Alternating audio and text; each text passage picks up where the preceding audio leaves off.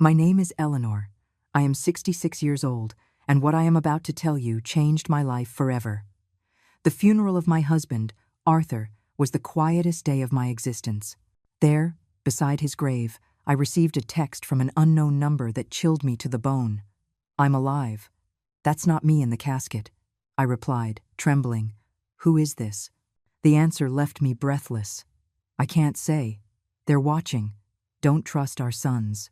That moment split my soul in two. My world crumbled as I looked at Julian and Leo, my own sons, standing beside the coffin with strangely calm expressions. Something wasn't right. Their tears seemed forced, their hugs as cold as ice. For 42 years, Arthur had been my partner, my refuge, my reason for living. I met him when I was 24 in the town of Harmony Creek, where we both grew up among dusty streets and modest dreams. I worked cleaning houses to support my sick mother, while Arthur repaired bicycles in a small shop inherited from his father. We were poor, but we were happy. We had something that money can't buy: true love. I remember the first time he spoke to me. It was a Tuesday morning.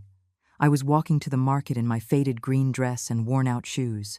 He came out of his shop, his hands stained with grease, and smiled at me with a shyness that I fell in love with from the very first moment. "Good morning, Eleanor," he said in a soft voice. "Do you need me to take a look at your bike?" I didn't have a bicycle, but I made up an excuse just to talk to him.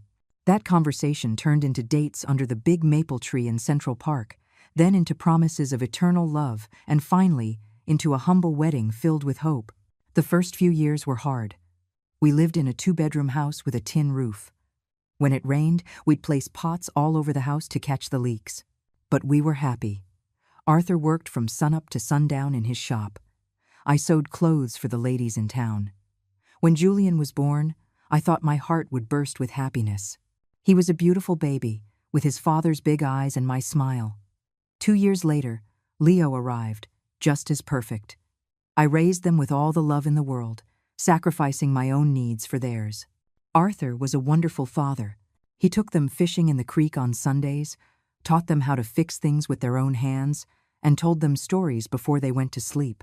I fed them, clothed them, and comforted them when they cried. We were a close-knit family, or so I believed. As they grew up, things began to change. Julian, the older one, was always ambitious. From a young age, he would ask why we lived so modestly, why we didn't have a car like other families. Leo followed him in everything, as he always had. When Julian turned 18, Arthur offered him a job at the shop, but he refused it with contempt. "I don't want to get my hands dirty like you, Dad.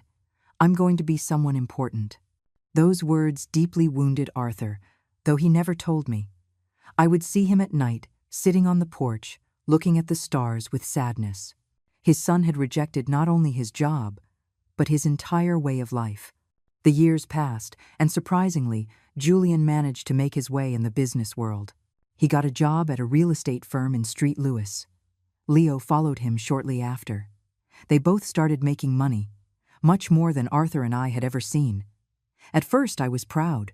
My sons had achieved what we never could, escaping poverty, having a better life. But slowly, that joy turned to sadness. The visits became less frequent, the calls shorter. When they did come to see us, they arrived in luxury cars, dressed in expensive suits, talking about investments and properties. They looked at us with a strange mixture of pity and shame. "Mom," Julian would say during one of his sporadic visits, "you should move to a better place. This house is falling apart." He was right, but that house held all our memories. It was where we had raised our children, where we had shared thousands of meals, where we had grown old together. It wasn't fancy, but it was our home. Arthur, always wise, would tell me, "Eleanor, money has changed our sons. We're not enough for them anymore." I resisted believing it. I kept justifying their absences, their brief calls, their broken promises. "They're busy building their lives," I would tell myself. "Someday they'll go back to being the loving boys we raised." But deep in my heart, I knew Arthur was right. We had lost our sons long before I lost my husband. I just didn't know yet to what extent we were strangers to them. The most drastic change came when Julian married Genevieve, a woman from the city who never hid her disdain for our simple lifestyle. The first time he brought her home, she arrived in high heels that sank into the dirt path in our yard, wearing a chic red dress that looked more expensive than anything I had ever worn in my life. "A pleasure," she said with a forced smile, extending only the tips of her fingers to greet me. Her eyes scanned our humble home with an expression I couldn't decipher, but it made me feel small. During dinner, Genevieve barely touched the food I had prepared with so much love. She pushed the green beans around on her plate, cut tiny pieces of chicken, but hardly ate a thing. Julian seemed nervous, constantly apologizing for things that had never embarrassed him before. "Next time, we'll take them to a restaurant," he whispered to Genevieve, thinking I couldn't hear him. But I heard. Every word stabbed my heart like a knife. Leo, for his part, remained single but adopted the same distant attitude as his brother. His visits were limited to special occasions, and even then, he always seemed to be in a hurry to leave. He was constantly on his phone, closing deals even during our conversations. "Mom, I have to go," he would always say before it was time. "I have an important meeting early tomorrow." Family Sundays became a distant memory. Christmases turned cold and formal. My sons would bring expensive gifts we didn't need, stay for 2 or 3 hours, and leave with obvious relief. Arthur and I grew old alone, comforting each other. He kept working in his shop, though his hands no longer had the same strength. I continued with my sewing, but my eyes weren't the same either. We managed on our small income, proud that we never asked our successful sons for anything. "You know what the saddest part is, Eleanor?" Arthur said to me one night as we drank coffee on the porch. "It's not that they have money, it's that the money has made them believe we are less important." He was right, as always. My sons hadn't just changed financially, they had changed in their hearts. We were no longer their beloved parents. We were an inconvenient reminder of a past they wanted to forget. Things got worse when Julian bought a $200,000 house in an exclusive neighborhood in the city. Leo did the same shortly after, investing in a luxury apartment that cost $150,000. Suddenly, our sons were owners of fortunes we couldn't even imagine. "You should sell this house and move into a nursing home," Genevieve suggested during one of her rare visits. "There are some very nice places for people your age. You'd be more comfortable." The words, nursing home, hit me like a slap. A nursing home? After 40 years of building our home, after raising these sons with so much love, they wanted to send us to a nursing home? "We don't need a nursing home," Arthur replied with the dignity that always characterized him. "We're fine here, in our house." But I saw the expression on Julian's and Leo's faces. They supported Genevieve's idea. To them, we were a burden, a problem to be solved in the most convenient way possible. That's when the more direct suggestions began. Julian arrived one day with papers in his hand, documents he had prepared without consulting us. "Dad, Mom," he said with that fake smile he had perfected, "I've been thinking about your future. This house is worth $15,000 at most. If you sell it, I can add some money so you can move to a better place." A better place? For us, there was no better place than the home where we had been happy for decades. But Julian didn't understand that. For him, everything came down to numbers, to monetary value. "Besides," he continued, "I think Dad should retire from the shop. He's 70 years old already. It's time to rest." Arthur looked at him with infinite sadness. "Son, work isn't a burden for me. It's what keeps me alive, what gives my days meaning." "But you could get hurt," Leo insisted, backing his brother as always. "At your age, an accident would be very dangerous." His words sounded concerned, but I sensed something else behind them. An impatience, an urgency I couldn't quite understand. The following months were tense. My sons increased the pressure on us to sell the house. They brought real estate agents over without telling us, did appraisals without our permission, and even started talking about what would be best for everyone. "Look," Julian told us during a particularly uncomfortable dinner, "Genevieve and I have decided to have children soon. We'll need help with the expenses. If you sell the house and move somewhere smaller, that money could be an early inheritance." An early inheritance? Was he asking for our inheritance while we were still alive? The audacity of the request left me speechless. Arthur remained calm, but I saw his jaw tighten. "Son, when your mother and I pass away, everything we have will be for you. But as long as we're alive, our decisions are our own. Don't be stubborn, Leo chimed in with a harshness I'd never heard from him before. You're old. You can't keep living in the past. That night, after they left, Arthur and I stayed up talking until dawn. For the first time in our marriage, we discussed the possibility that our sons were not the people we thought we had raised. Something is wrong, Eleanor, my husband told me, with a worry I had never seen in his eyes before.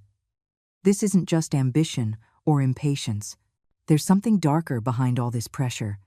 I didn't know how deeply accurate his words were. I didn't imagine that my own sons were planning something that would change our lives forever. I didn't know that the tragedy to come would not be an accident of fate, but a carefully orchestrated conspiracy by the two people I trusted most in the world. The last normal conversation I had with Julian was 3 weeks before Arthur's death.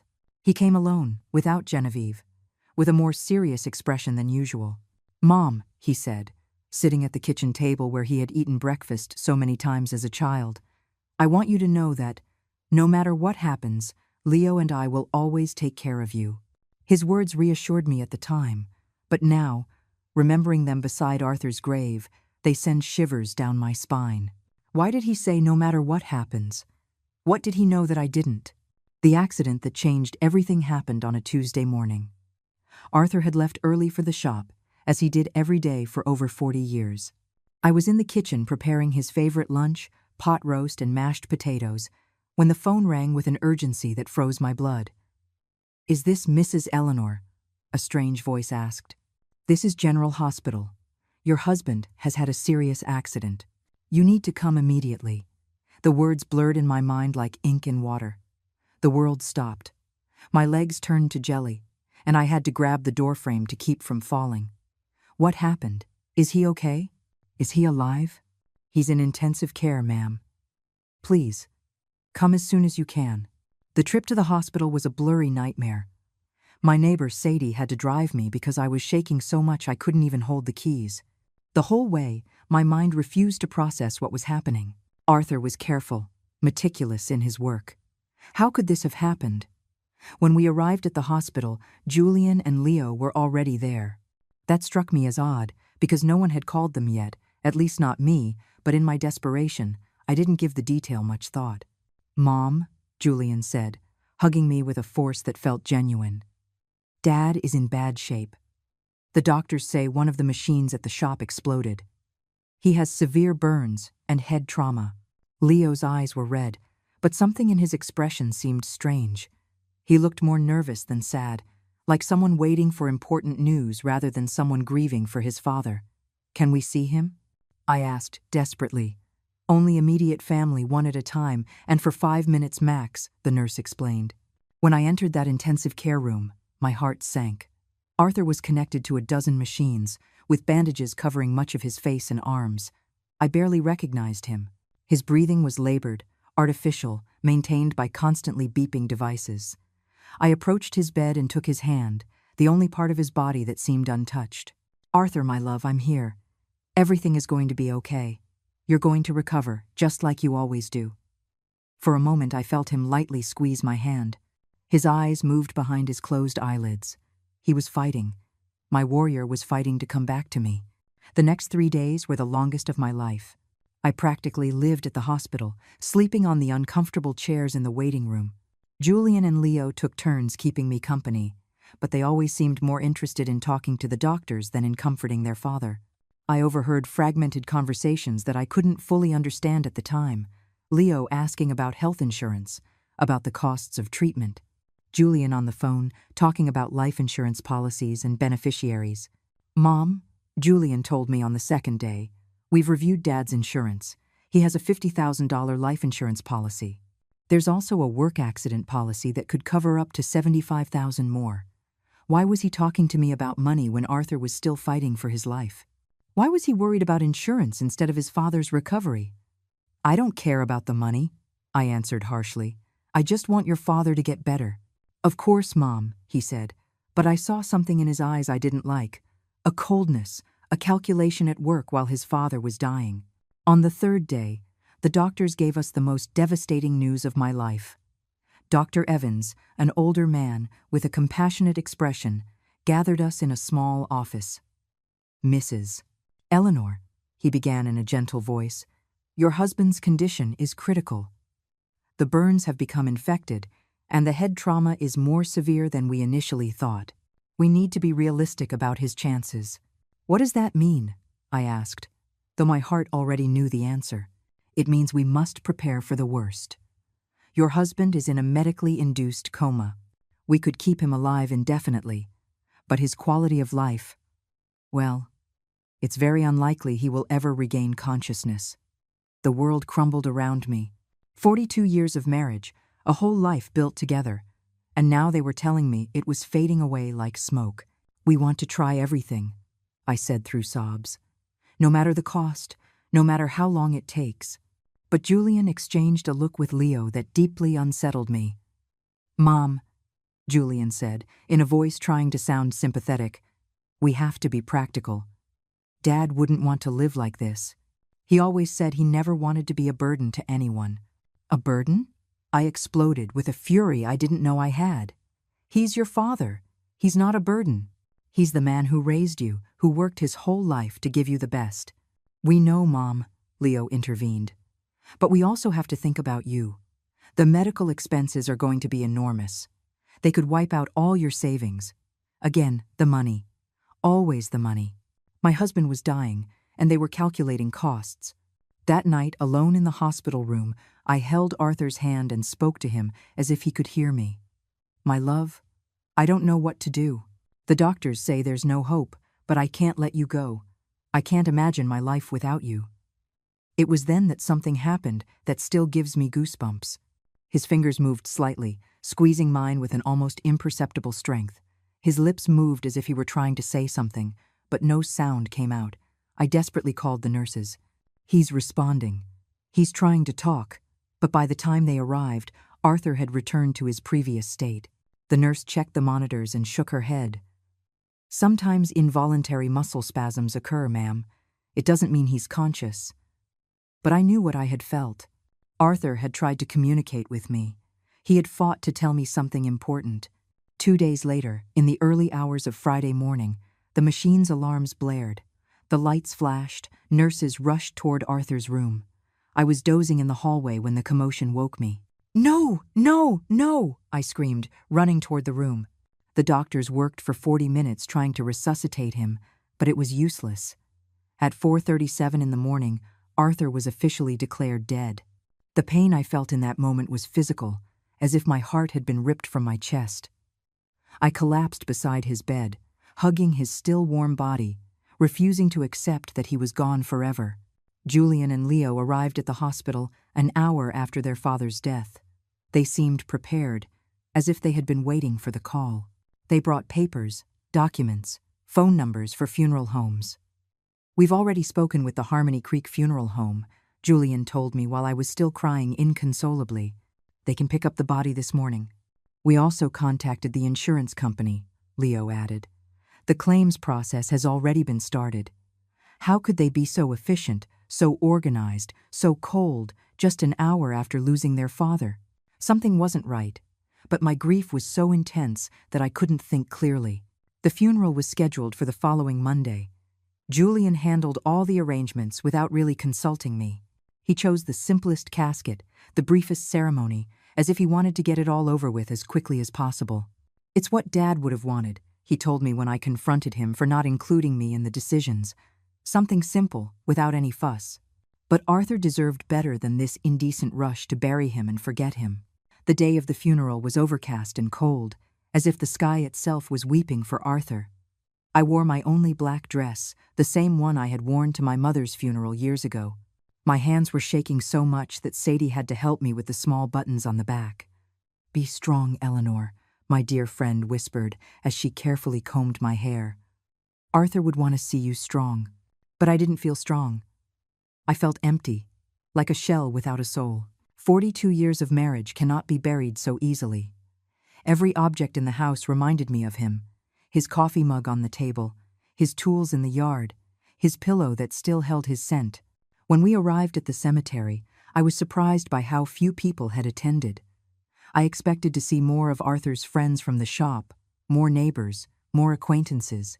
But it was just Julian, Leo, Genevieve, Sadie, me, and the pastor.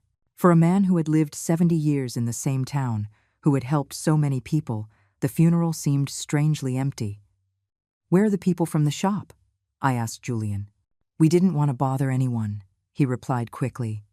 "Dad was a private person. He would have preferred something intimate. But that wasn't true. Arthur loved his community. He cared about his neighbors. He would have wanted them to come say goodbye. Why had Julian decided to make everything so secret, so rushed? During the ceremony, I watched my sons with a strange emotional disconnect. Julian wore a solemn, appropriate expression, but his eyes constantly flickered to his watch. Leo seemed restless, as if he had more important things to do. Genevieve was discreetly checking her phone behind her black veil. Was this how they said goodbye to their father? With impatience and distractions? The pastor spoke of eternal life, of well-deserved rest, of reuniting with God. His words felt hollow in my shattered heart. I didn't want Arthur to rest in peace. I wanted him to come home with me, to continue growing old together, to keep drinking coffee on the porch every evening. When it was time to throw dirt on the casket, my legs refused to hold me up. Sadie had to support me as I sobbed uncontrollably. The sound of the dirt hitting the wood was final, definitive, hopeless. It was at that exact moment, standing by my husband's grave, that my phone vibrated, a text message from an unknown number. "I'm alive. That's not me in the casket." My heart stopped. The letters danced before my eyes, as if they were a hallucination. Was I losing my mind from grief? With trembling hands, I replied, "Who is this?" The answer came immediately. "I can't say. They're watching. Don't trust our sons." The phone fell from my hands as if it were on fire. Sadie bent down to pick it up, but I stopped her abruptly. I couldn't let anyone else see those messages. Not until I understood what was happening. "Are you okay, Mom?" Julian asked, approaching with a concerned expression. I looked at him intently, trying to find some clue in his face. His eyes seemed sincere, but now, every gesture, every word, every expression felt suspicious. "I'm fine," I lied, putting the phone back in my purse. I need to go home." During the ride back, I couldn't get those messages out of my mind. Was it possible someone was playing a cruel joke at the worst moment of my life? Or was there really a possibility that Arthur was alive? But if he was alive, who had we just buried? And if he wasn't alive, who knew enough details about our lives to write something so specific about our sons? That night, alone in my house that now felt like a mausoleum, I reviewed every detail of the past few days. Arthur's accident had been strange from the beginning. According to Julian, a machine had exploded at the shop, but Arthur knew every screw, every wire in that place. He was meticulous about maintenance, obsessive about safety. Besides, how had my sons gotten to the hospital so quickly if no one had notified them? The hospital had called me first. I was the emergency contact. How did they know about the accident before me? And then there was the issue of money. From day one, Julian and Leo had talked about insurance, policies, beneficiaries, as if they had been waiting for this moment, preparing for it. I decided to go through Arthur's papers. In his old wooden desk, he kept all the important documents in a metal box. Insurance policies, the deed to the house, papers for the shop, everything was there. I found the $50,000 life insurance policy Julian had mentioned. But there was something I didn't remember. The policy had been updated just 6 months ago, increasing the coverage from $25,000 to $50,000. Why had Arthur increased his life insurance? He had never mentioned this change to me. And more importantly, who had suggested he do it? I kept looking and found something even more disturbing. A workplace accident insurance policy I knew nothing about, taken out just 2 months before his death. $75,000 in case of death by accident at work. $125,000 in total. A fortune for a family like ours, but also a fortune tempting enough for someone without scruples. My phone vibrated again. Another message from the same unknown number. "Check the bank account. See who's been moving money." This time, I didn't hesitate. This person, whoever they were, knew too much to be a prankster. They knew about the insurance. They knew about my sons. They knew details that only someone very close to us could know. The next day, I went to the bank where Arthur and I had our account for 30 years. Mrs. Davis, the manager who had known us forever, greeted me with sincere condolences. "Eleanor, I'm so sorry about Arthur. He was a good man." "Thank you, Mrs. Davis. I'm here to review our accounts. I need to understand our financial situation." She showed me the statements for the last 6 months. What I saw left me frozen. Over the last 3 months, significant withdrawals had been made from our savings account. $5,000 in January, $3,000 in February, $4,000 in March. Money that I had no idea had been moved. "Who authorized these withdrawals?" I asked with a trembling voice. "Your husband came in person," Mrs. Davis explained. "He said he needed the money for repairs at the shop, but I handled the household finances. I knew exactly how much money we had and how much we spent. Arthur had never mentioned costly repairs at the shop, and we had definitely never discussed withdrawing $12,000 from our savings." "Do you have the signatures for these withdrawals?" I asked. She showed me the slips. It certainly looked like Arthur's signature, but something about the handwriting seemed off, too shaky, too uncertain for his usually firm, clear hand. "Mrs. Davis," I asked, my heart pounding, "did he come alone to make these withdrawals, or was someone with him?" She thought for a moment. "Now that you mention it, I think once or twice he came with one of your sons. Julian, I believe. He said he was helping with the paperwork because Arthur had trouble reading the documents without his glasses." Julian. My son had been involved in money withdrawals I knew nothing about, using his father's tired eyes as an excuse. But Arthur saw perfectly fine with his glasses, which he never took off during the day.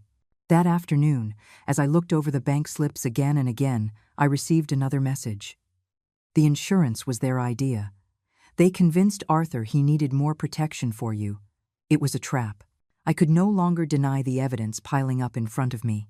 The mysteriously increased insurance policies, the unauthorized money withdrawals, Julian's presence in transactions I was unaware of, his suspicious efficiency in organizing the funeral, his coldness during his father's final moments.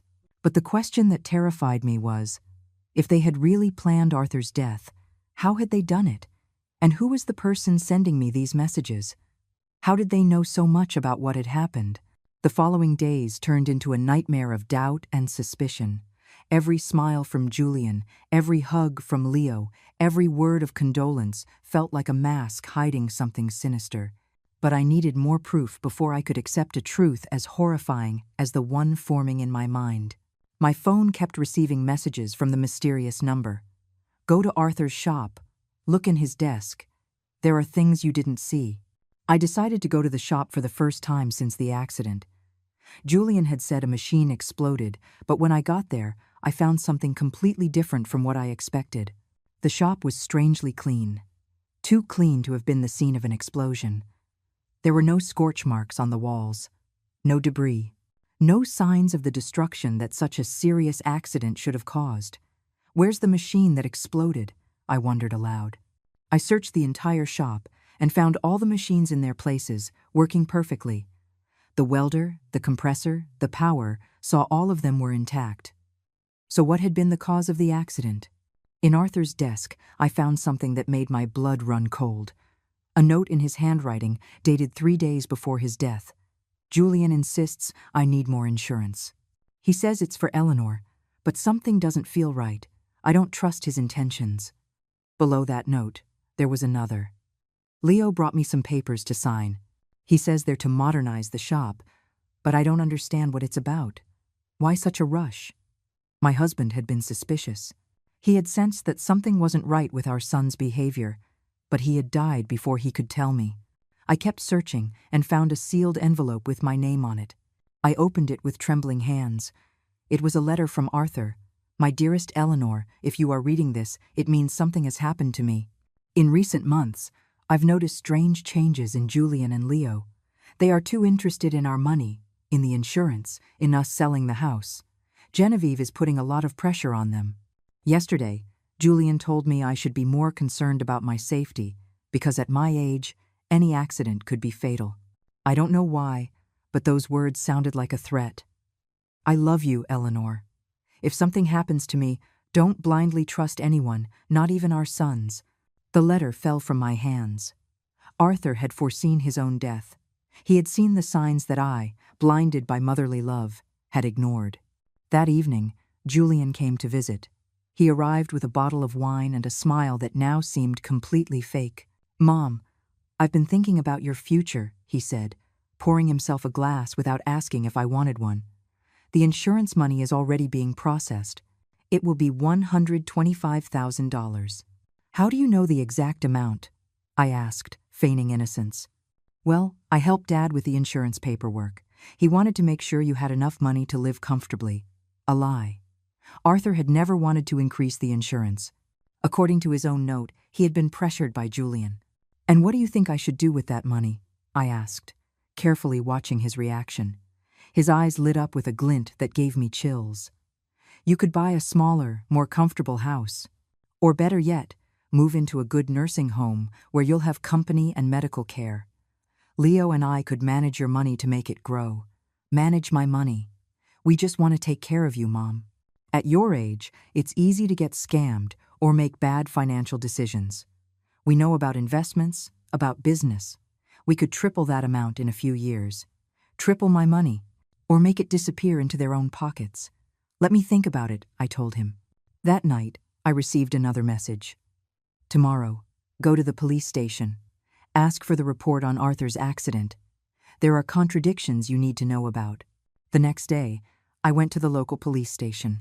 Sergeant Miller, who had known Arthur for years, greeted me kindly. "The report on my husband's accident?" I asked with a confused expression. "Which accident, Mrs. Eleanor?" "The one at his shop." When the machine exploded, the sergeant checked his files and shook his head. "We have no report of an explosion at Arthur's shop here. In fact, we have no report of a workplace accident involving your husband at all." I felt the world sway beneath my feet. But my son said it was an accident at the shop. That's why he was in the hospital." "Mrs. Eleanor, your husband arrived at the hospital on Tuesday morning, but not because of a workplace accident. According to the medical report I have here, he arrived unconscious with symptoms of poisoning. Poisoning.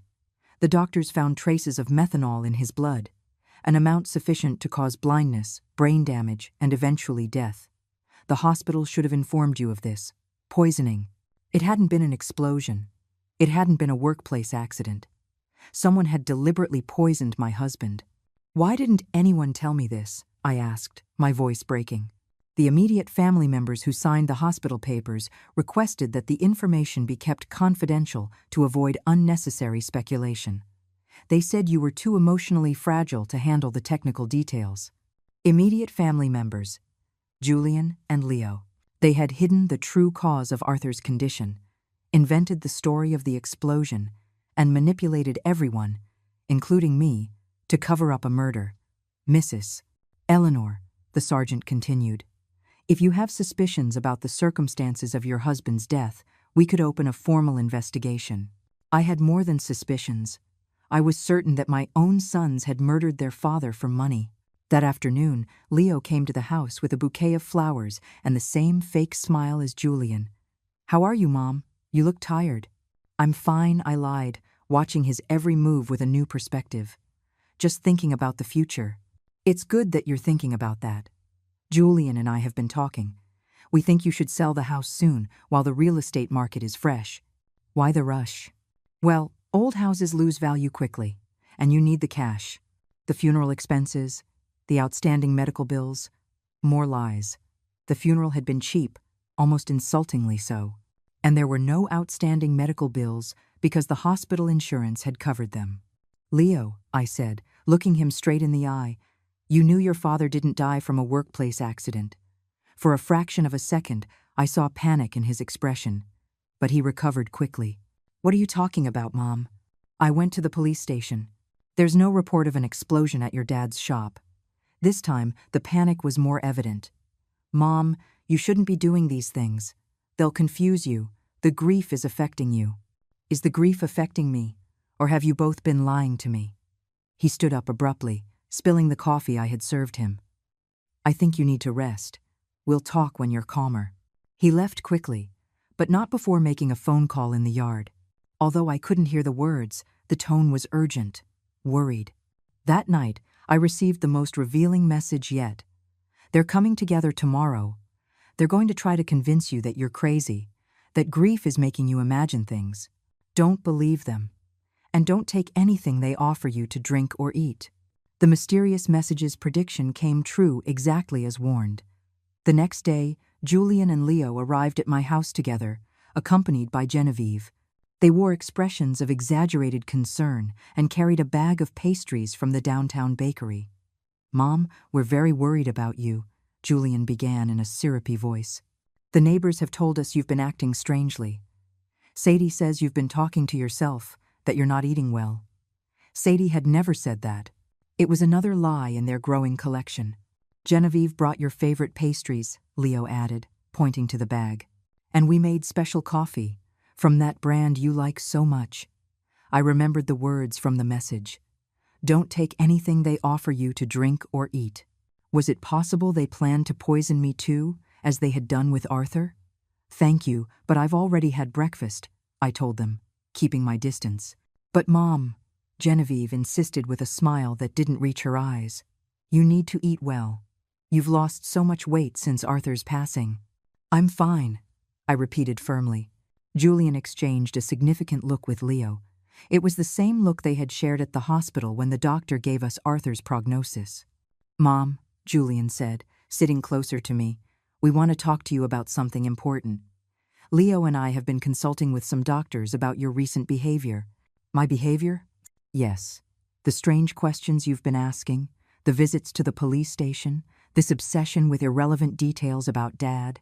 It's normal after such a great loss, but it can be dangerous if not treated." Leo nodded gravely. "We spoke with Dr. Miller. He says it's common for older people to develop paranoia after losing a spouse, especially women your age." "Paranoia?"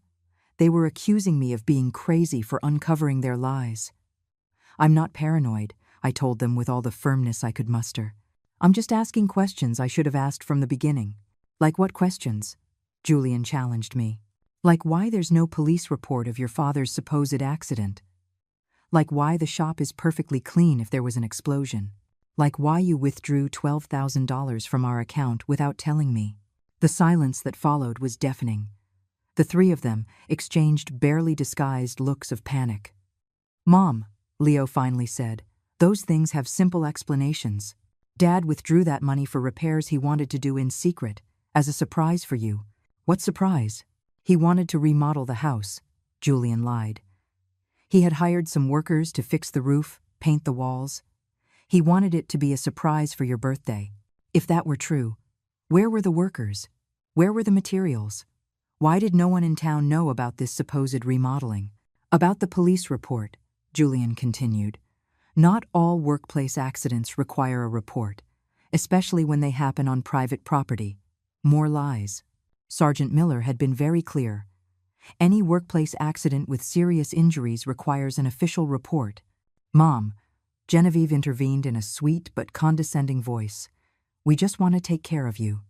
That's why we think it would be best if you moved to a place where you have specialized medical care. A nursing home."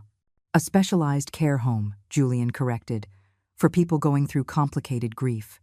They have psychologists, nurses, activities to keep you busy. And in the meantime," Leo added, "we can take care of selling the house, managing the insurance money, all those complicated things you shouldn't be handling in your current state." There it was, the complete plan. Declare me mentally incompetent, commit me to a nursing home, and take control of all my money. First, they had murdered Arthur for the insurance money, and now they wanted to rob me too. And if I refuse? I asked them. "Why would you refuse?" Julian asked with a smile that sent a chill down my spine. "We only want what's best for you. Because this is my house. I built my life with Arthur here. I raised you here." "Mom," Leo said with an exaggerated sigh, "you can't live in the past forever. Dad is gone. You have to accept it and move on." "I have accepted it, but that doesn't mean I'm going to give away my life and my money." The mask of concern began to crack on my sons' faces. Julian stood up abruptly. "Very well. If you won't listen to reason, we'll have to take more drastic measures." "What does that mean?" It means we can start a legal process to declare you mentally incompetent.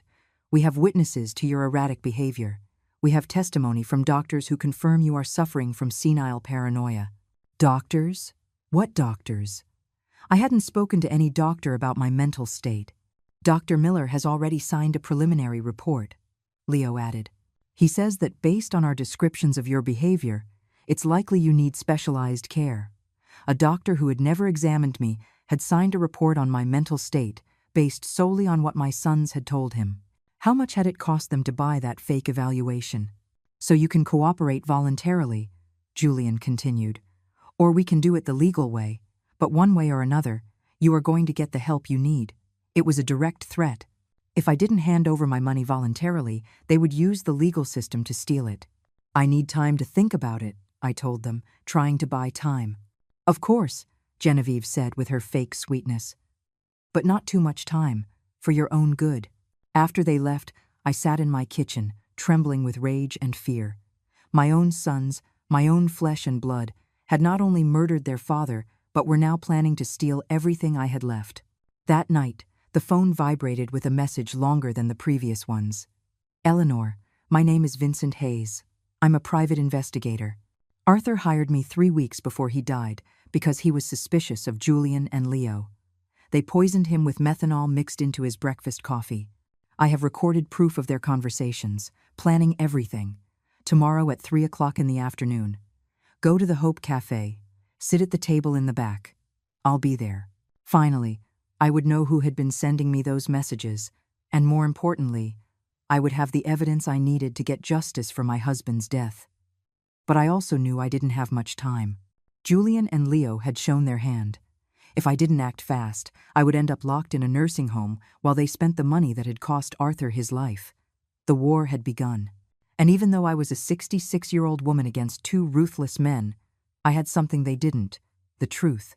And the truth, sooner or later, always finds a way to come to light.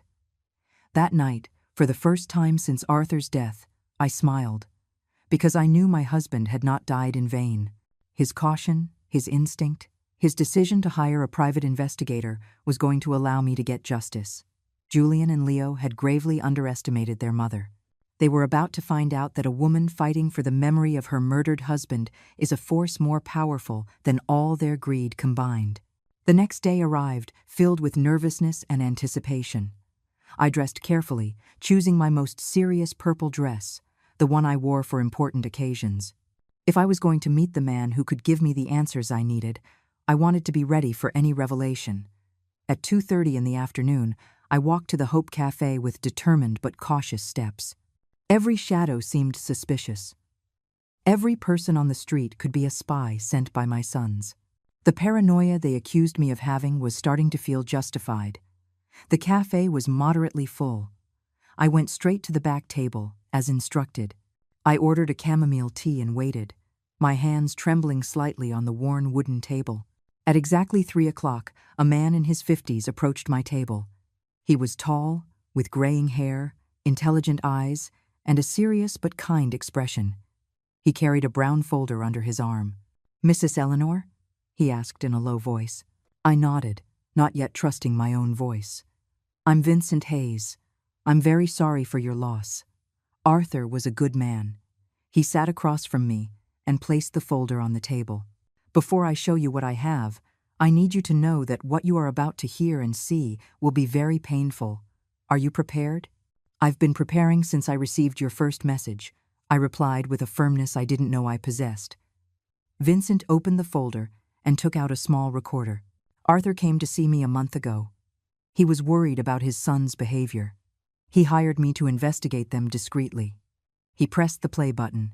Arthur's voice, so familiar and beloved, filled the small space between us. "Vincent, I need you to know that if anything happens to me, it won't be an accident. Julian and Leo have been pressuring me to increase my life insurance policies. Yesterday, Julian brought me papers he said were to better protect Eleanor. But when I read them, I realized there were also clauses that benefited them directly. My heart raced. Hearing Arthur's voice was like having him back for a few minutes, but his words confirmed my worst suspicions. The recording continued. Leo has been asking strange questions about my daily routine. What I eat for breakfast, what time I leave the house, if Eleanor comes with me to the shop.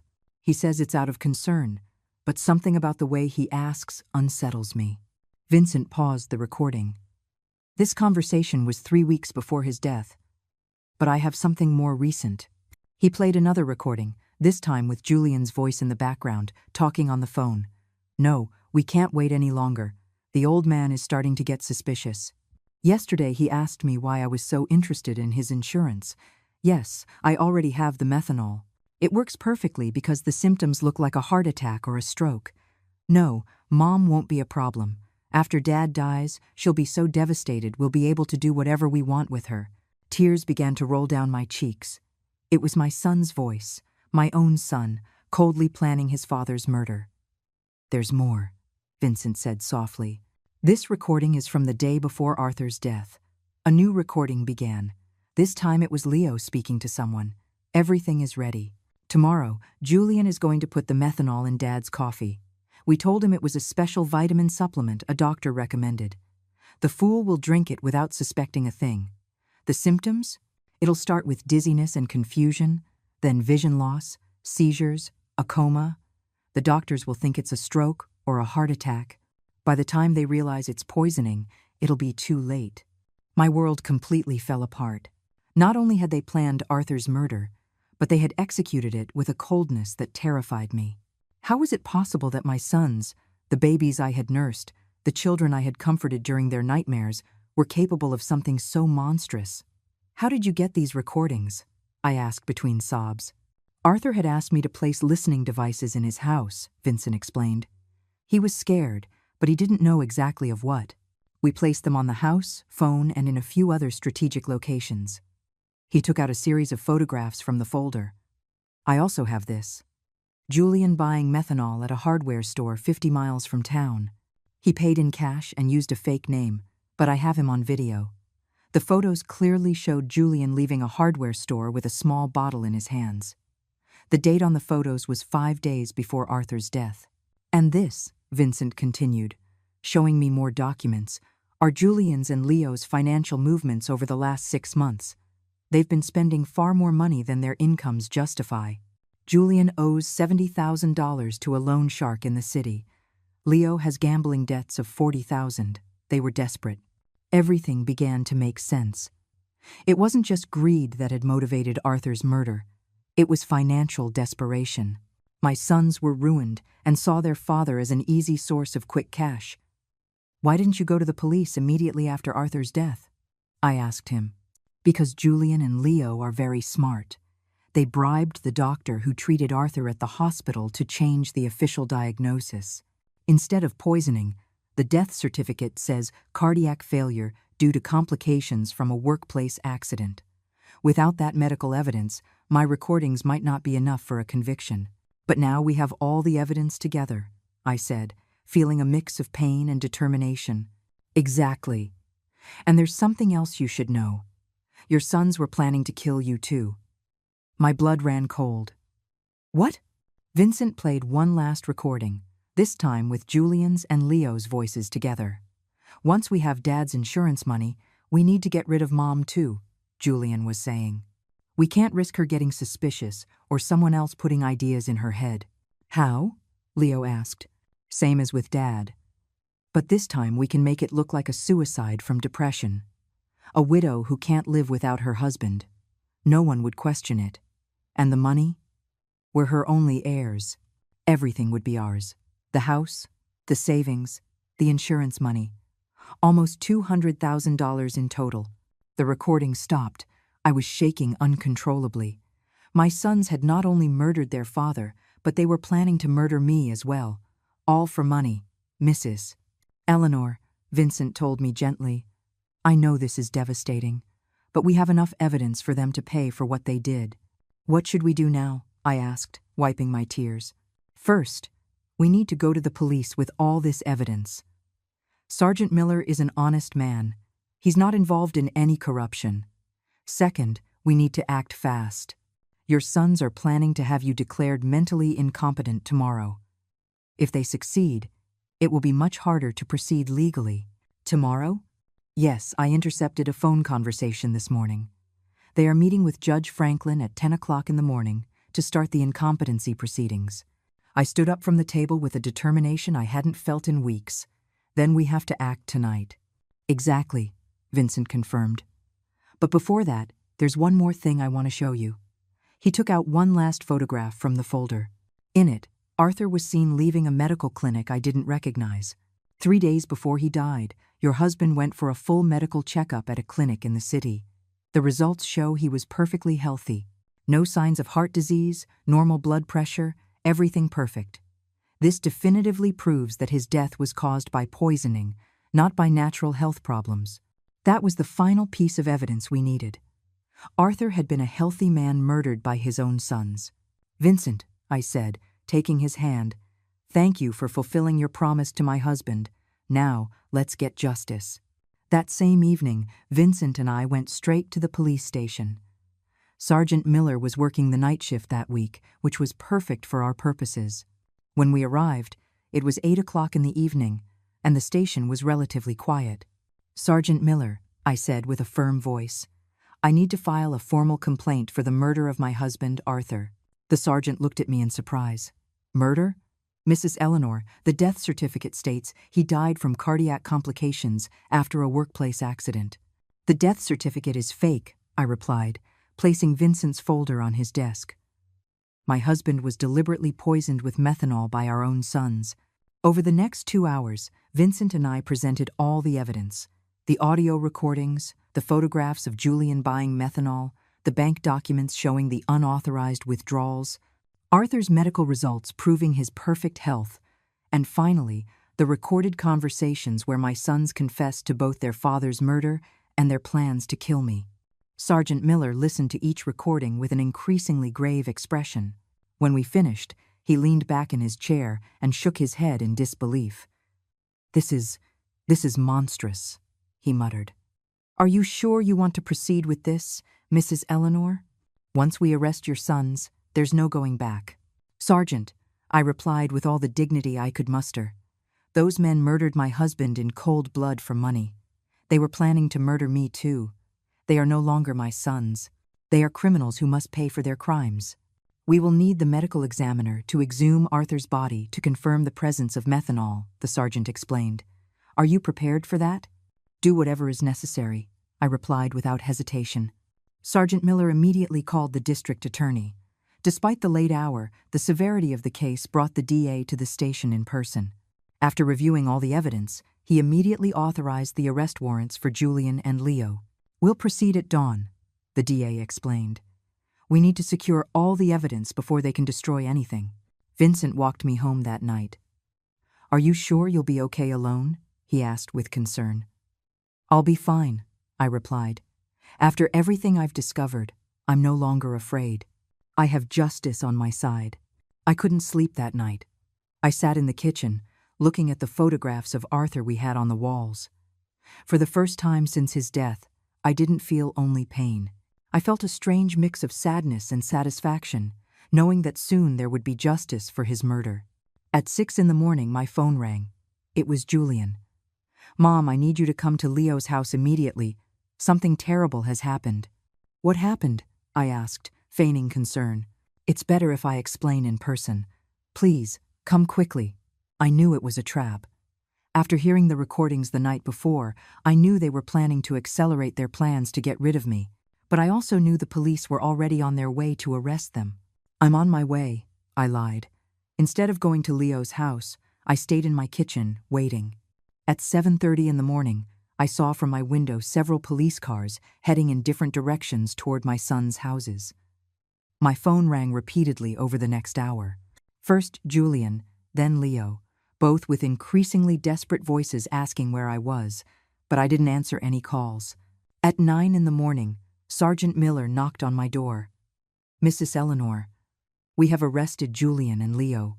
They are in police custody, charged with first-degree murder and conspiracy to commit murder. I felt my legs tremble, but this time it wasn't from fear.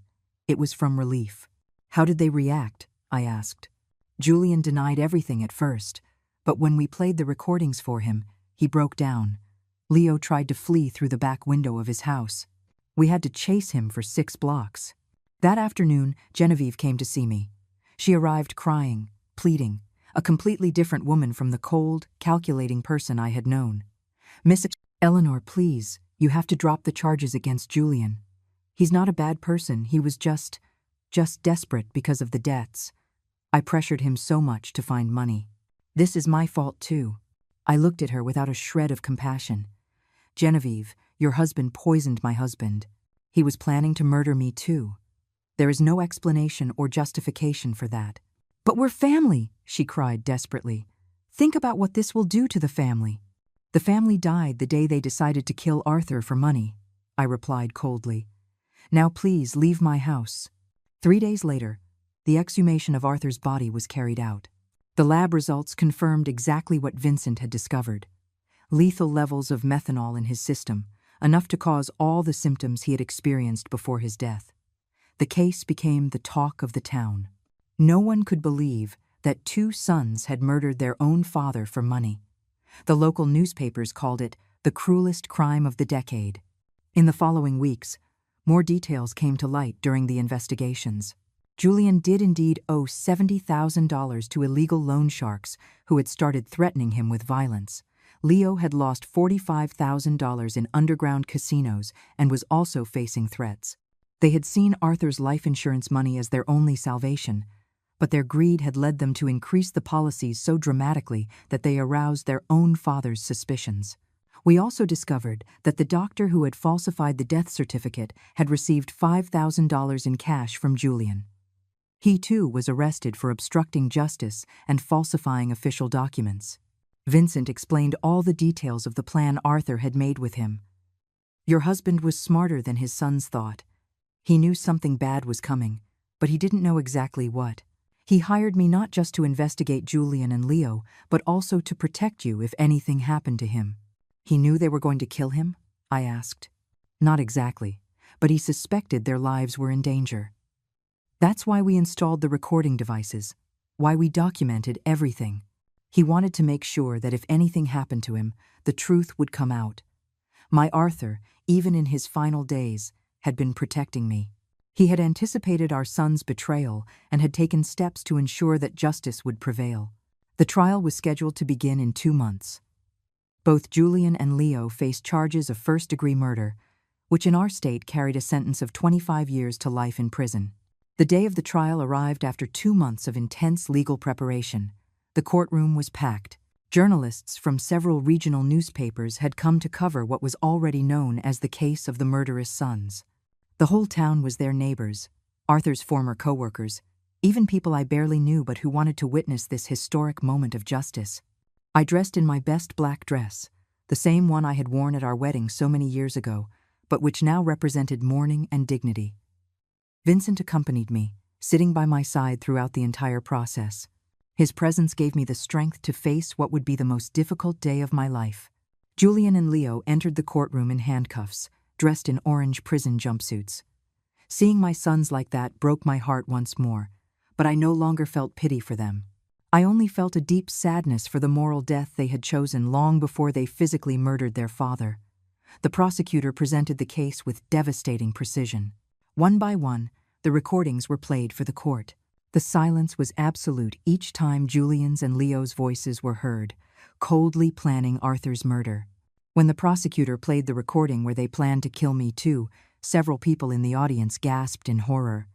An elderly woman stood up and left the courtroom crying. I couldn't blame her. It was hard to process such cruelty. Ladies and gentlemen of the jury, the prosecutor said during his opening statement, this is not an ordinary case of family greed. This is a case of cold, calculated premeditation, where 2 men decided to murder the father who had raised them with love and sacrifice, simply because they needed money to pay off their gambling debts and irresponsible loans. Julian's and Leo's lawyers tried to present a defense based on desperate circumstances and external influences, but the evidence was overwhelming. The recordings didn't lie. The bank documents didn't lie. The forensic evidence of methanol in Arthur's body didn't lie. When it was my turn to testify, I walked to the stand with trembling legs but a clear mind. I had waited for this moment for months. Mrs. Eleanor, the prosecutor asked me, "Can you tell us what your relationship with your sons was like before your husband's murder?" "I thought I had a good relationship with them," I replied, looking directly at Julian and Leo. "I raised them with love. I sacrificed everything for their well-being. Their father worked from sunup to sundown to give them the best we could. I never imagined that love and sacrifice would become the reason for our murder. At any point, did you suspect they might harm your husband?" "No. That's the most painful part of all of this. I trusted them completely. When they told me Arthur had an accident at his shop, I believed them. When they organized the funeral so quickly, I thought they were being efficient in their grief. I never imagined they were covering up a murder." Julian bowed his head during my testimony. Leo looked at me defiantly, but I saw tears in his eyes. Too late for tears. Too late for regret. The most dramatic moment of the trial came when the prosecutor decided to play the full recording of the conversation where they planned my own murder. Julian's voice filled the courtroom. "Once we have Dad's insurance money, we need to get rid of Mom too. We can't risk her getting suspicious." A murmur of horror swept through the audience. Several people turned to look at me with expressions of disbelief and compassion. "How did you feel when you heard this recording for the first time?" the prosecutor asked me. "I realized that I had lost both of my sons long before I lost my husband," I answered, my voice breaking but firm. "The babies I nursed, the children I comforted during their nightmares, had died and been replaced by two strangers capable of any cruelty for money." The defense tried to cross-examine me, suggesting that perhaps I had misinterpreted my son's intentions, that perhaps grief had made me exaggerate the evidence. But the recordings spoke for themselves. Vincent also testified, explaining in detail how Arthur had hired him because he was afraid of his own sons. He described every step of the investigation, every piece of evidence collected, every recorded moment that revealed the truth. The medical examiner presented the results of the exhumation, confirming the lethal presence of methanol in Arthur's body. He explained how this poison acts slowly, causing exactly the symptoms my husband had experienced before he died. After 3 days of devastating testimony, the closing arguments arrived. The prosecutor was relentless. "Julian and Leo are not victims of circumstance. They are predators who saw their own parents as financial obstacles to be eliminated. They planned, executed, and covered up Arthur's murder, and they were planning to do the same to Eleanor. They do not deserve compassion. They deserve justice." The jury deliberated for 6 hours.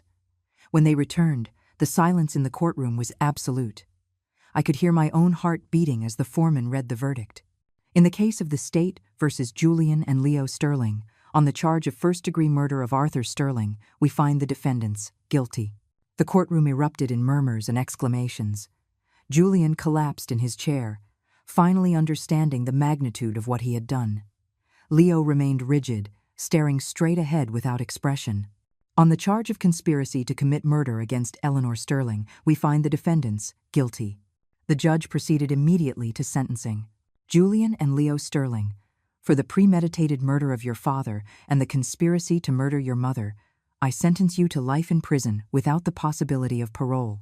When I heard those words, I felt a gigantic weight lift from my shoulders. Justice. There was finally justice for Arthur. After the trial, many people came up to hug me and express their support. Sadie cried with me, not from sadness but from relief. "Eleanor, Arthur can rest in peace now," she whispered. That night, I returned to my house, which now felt different. It was no longer a place of pain and betrayal. It was my home again, the place where Arthur and I had been happy for 42 years. Vincent came to visit me a week after the trial. "How are you feeling?" he asked. "At peace," I answered honestly. "For the first time since Arthur's death, I sleep peacefully. I know he is resting because his death did not go unpunished." "And the money? The insurance? The savings?" "I donated the life insurance money to a foundation for victims of family crimes," I explained. "That money was stained with blood. I could never have used it.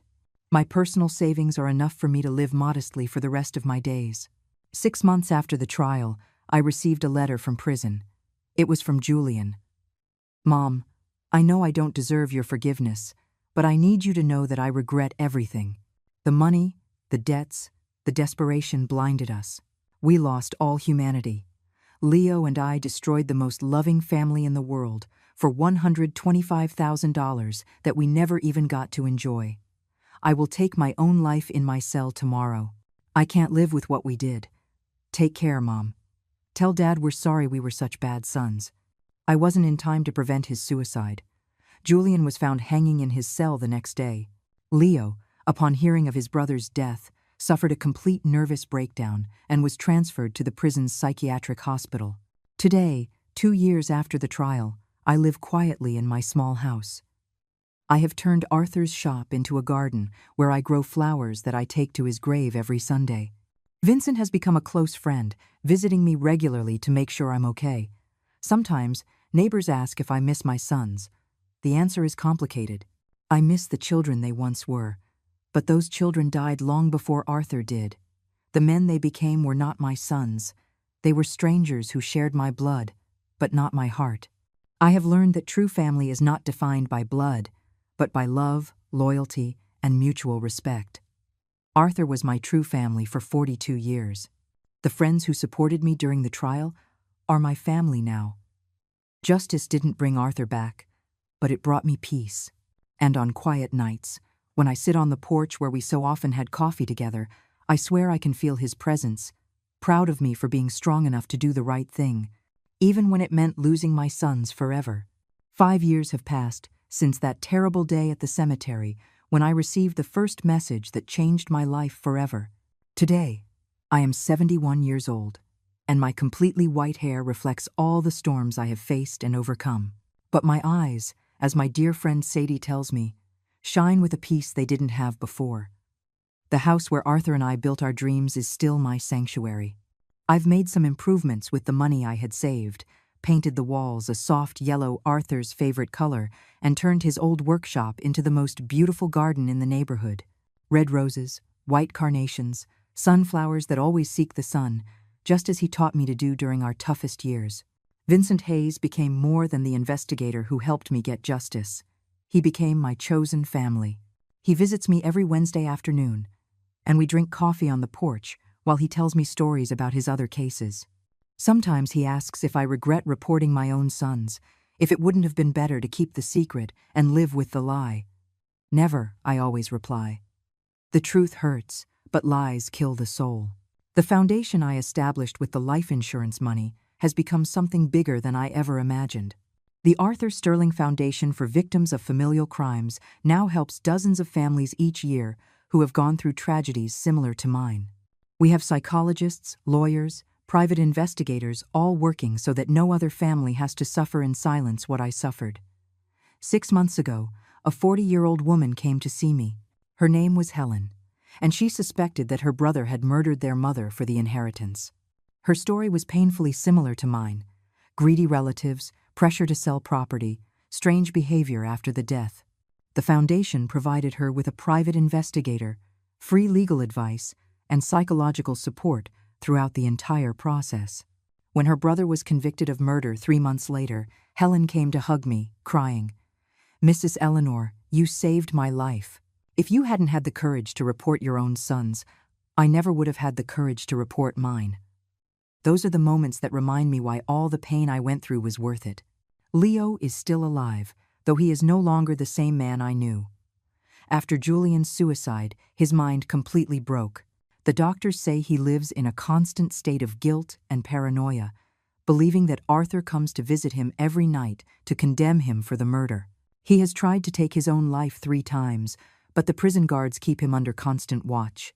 I receive letters from him occasionally. They are incoherent, filled with desperate apologies and pleas for forgiveness. At first, I read them, looking for some trace of the son I raised with so much love. But then I realized that reading those letters only reopened wounds that had already healed. Now, I keep them unopened in a shoebox. Maybe someday I'll read them, maybe not. I have the right to protect my peace of mind. Genevieve disappeared from town immediately after the trial. Someone told me she moved to the city and changed her name. I don't blame her. Carrying the last name of a murderer can't be easy. Sometimes I wonder if she knew what Julian was planning, if she was a silent accomplice in Arthur's murder. But those questions belong to the past, and I have learned to live in the present. The town of Harmony Creek will never forget the case. It has become a local legend, a story that parents tell their children as a warning about greed and betrayal. Some see me as a hero, others as a cruel woman who sent her own sons to prison. I don't care what they think. I know the truth, and the truth has given me the peace I needed. My health has remained surprisingly good for my age. The doctor says it's because I was finally able to free myself from the stress and sadness I was carrying. The body heals when the heart finds peace, he explained during my last checkup. Sunday mornings are my favorite. I cut fresh flowers from my garden and walk to the cemetery to visit Arthur's grave. His headstone now has an inscription I had engraved after the trial. Arthur Sterling, beloved husband, betrayed father, honorable man. His love was stronger than his death. I tell him everything that has happened during the week. I talk about the foundation, about the families we've helped, about the thank you letters I received from people who found justice thanks to our story. I swear I can feel his approval in the wind that rustles the leaves of the nearby trees. You know what's strangest, my love? I said during my last visit. I no longer feel pain when I think of Julian and Leo. I only feel pity. Pity because they had all the love in the world and they chose hate. They had a family that adored them and they chose betrayal. They had the chance to be honorable men like you, and they chose to be murderers. Last week, a reporter from the city came to interview me for a documentary on family crimes. She asked if there was anything I would like to say to other people who might be going through similar situations. Family is not an excuse for crime, I replied. Love is not blind. Love with boundaries is true love. If someone who claims to love you is capable of harming you for money or convenience, that person does not truly love you. And it is never, ever too late to seek justice, no matter who the culprit island. This year, on the 5th anniversary of Arthur's death, I organized a special ceremony in his memory. More than 200 people came, neighbors, members of the foundation, families we have helped, local officials. It was beautiful to see how his death, which began as a tragedy, had become a force for good in so many lives. Vincent gave a moving speech. Arthur Sterling died because of his son's greed, but his legacy lives on in every family that finds justice thanks to his wife's courage. Evil tried to destroy their story, but good turned it into hope for others. At night, before I go to sleep, I sometimes take out the old photographs of when Julian and Leo were children. I see them playing in the yard, hugging their father, laughing with me on past Christmases. I allow myself to cry for those innocent children who once existed, before greed corrupted them completely. But I no longer cry for the men they became. Those men chose their destiny. My story ended up being bigger than my personal tragedy. It has become a symbol that justice is possible, even when it comes from the most unexpected sources. A 66-year-old widow proved that truth is more powerful than lies, that true love is stronger than betrayal, and that it is never too late to do the right thing. Tomorrow is Wednesday, and Vincent will come for coffee, as always. I'll make him his favorite cake and tell him about the thank you letters that arrived this week. Afterwards, we'll work together in the garden, planting new flowers for the spring.